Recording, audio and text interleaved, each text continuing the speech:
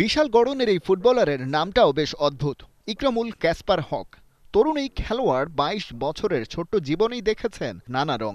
বাবা ইহসানুল হক চন্দন বাংলাদেশি, আদিবাস, ঢাকার সাভারে। তবে তার সন্তান ইকরামুলের জন্ম ইউরোপের দেশ লিথুনিয়াতে, যদিও সেখানে আর থাকা হয়নি, মুভ করেছেন ইংল্যান্ডে। সেই দেশেই বেড়ে ওঠা আর ফুটবলের হাতেখড়ি। So you're here with a dream to play for Bangladesh. Tell us something about that particular dream. Yeah, I've come here. আমি আসলে ফুটবলটাই খেলতে চেয়েছি। বাবা সবসময় সাথে ছিল। এখানে ইমেইলের মাধ্যমে যোগাযোগ করেছি অনেকদিন আগে থেকেই। অবশেষে সম্ভবত সুযোগটা এসেছে। হামজা সবাইকে পথ দেখিয়েছে। নিজের দেশের জন্য কন্ট্রিবিউট করতে চাই প্রাইড অ্যান্ড প্যাশনের সাথে। Pride and passion, yeah. ইকরামুলের প্লেইং পজিশন ডিফেন্স লাইনে। দীর্ঘদেহী ফুটবলার আন্ডার 15 পর্যন্ত প্রফেশনাল 7th টায়ারে খেলেছেন। কোভিডের সময় সব বন্ধ হয়ে পড়লে তিনিও পড়ার টেবিলে মন দেন। পরবর্তীতে খেলেছেন ইউনিভার্সিটির সিনিয়র টিমে। What do you think about the particular importance of a defender, especially in a national team like Bangladesh?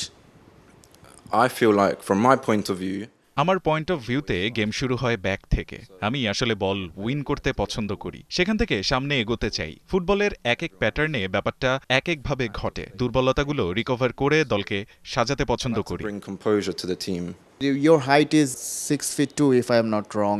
This particular height or this kind of height is very rare in Bangladesh, especially for the geographical location.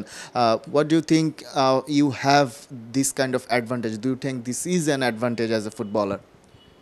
Of course, at the back it can. Height ভালো হওয়ার সুবিধা তো আছেই, তবে তার চেয়ে বড় বিষয় সেটাকে কাজে লাগাতে জানতে হবে। কিভাবে বলের জন্য ছুটতে হবে, অন্য আক্রমণকে বাধা দিতে হবে। হাইট বেশি হলে এই কাজগুলোতে সুবিধা হয়, তবে সেটাকে বেনিফিট হিসেবে কাজে লাগাতে হবে। Use to benefit. ফুটবল ফেডারেশনের বর্তমান কমিটির নেতৃত্ব দিচ্ছেন তাবিত আউয়াল। তার নানামুখী উদ্যোগে খেলার জনপ্রিয়তা দেশে বাড়ছে হু হু করে। ইকরামুল সেই অগ্রযাত্রার অংশীদার হতেই এসেছেন ঢাকায়।